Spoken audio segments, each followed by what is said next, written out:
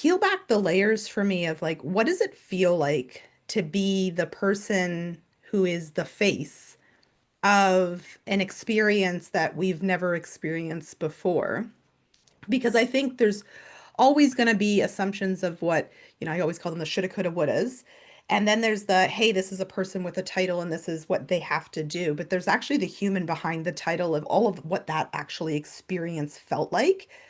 What was that experience like for you as a leader? It was very surreal.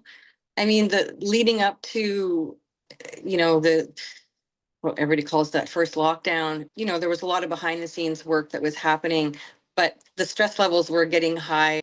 But that very first press conference where, we had to announce what was happening, that was a historic moment. Obviously, I'll relive it many times in my head because people will say, well, where were you when they announced the law? Well, I was in front of a camera. Um, Yeah.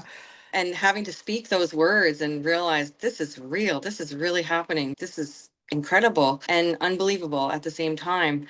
It was like a movie. Like, this happens in the movies, it doesn't happen in real life.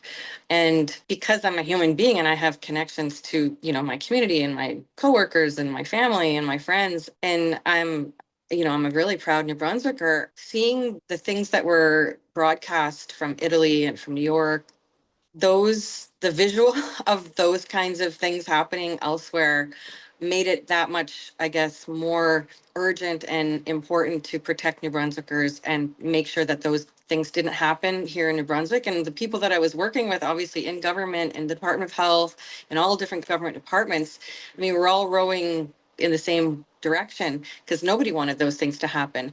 But I think understanding that the team that you have before a crisis is really important in terms of those connections and those relationships, because when things get really serious and really hard, you can see how beneficial it is to have those things in place ahead of time, and also the respect.